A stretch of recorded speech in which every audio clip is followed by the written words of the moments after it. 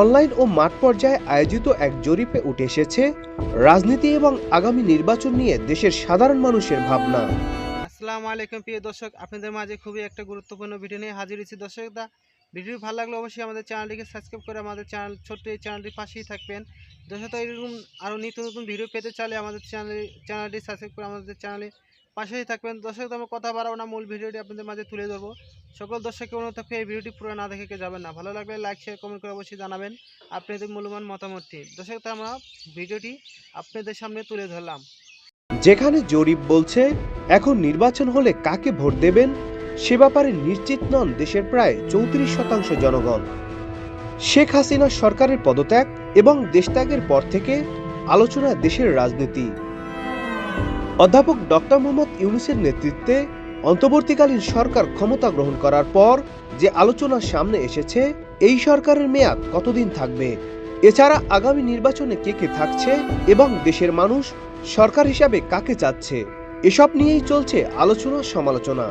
আর এই প্রেক্ষিতে সাধারণ মানুষ কি ভাবছে তা জানতে বাংলাদেশ ভিত্তিক আন্তর্জাতিক উন্নয়ন গবেষণা ও প্রকল্প ব্যবস্থাপনা সংস্থা ইনোভেশন কনসাল্টিং আয়োজন করে বাংলাদেশ স্পিক্স নামে একটি জরিপ।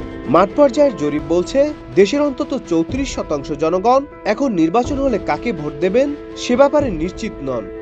বাংলাদেশের মাঠ জরিপে যারা অংশ নিয়েছেন তাদের 1/3 এখনো নিশ্চিত নন তারা কাকে ভোট দিবেন।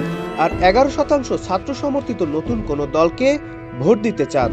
অনলাইন পর্যায়ের জরিপ বলছে 35% ছাত্র সমর্থিত নতুন কোনো রাজনৈতিক দলকে ভোট দিতে চান। অনলাইন জরিপে অংশ নেয়া 11% নিশ্চিত নন কাকে ভোট দেবেন। সংস্থাটির ফলাফলের দাবি, দুই জরিপেই মূলধারার রাজনৈতিক দলগুলোকে প্রত্যাখ্যানের প্রবণতা বেশি। তবে ফলাফলে মাঠ ও অনলাইন জরিপে জামায়াতের সমর্থন বেশি পাওয়া গেছে। তবে অনলাইন জরিপে বিএনপি ও জামায়াত থেকে ছাত্র সমর্থিত নতুন দলের প্রতি মানুষের ঝোঁক বেশি দেখা গেছে। আর দুই পর্যায়ে কমেছে আওয়ামী লীগের সমর্থন। 29 আগস্ট থেকে 8 সেপ্টেম্বর চলা মাঠ পর্যায়ে 50 জেলার 5115 নমুনা এবং অনলাইন পর্যায়ে 64 জেলার 3581 নমুনার তথ্য বিশ্লেষণ করে এই ফলাফল দিয়েছে সংস্থাটি। অনলাইন ও মাঠ পর্যায়ের তথ্য ব্যবস্থাপনা মূল প্রবন্ধ উপস্থাপন করেন ইনোভেশন কনসাল্টিং এর ব্যবস্থাপনা পরিচালক রুবাইয়াত সরোয়ার। 5% বলেছেন আওয়ামী লীগকে ভোট দিবেন, মন্তব্য দিতে পারছেন না 4%।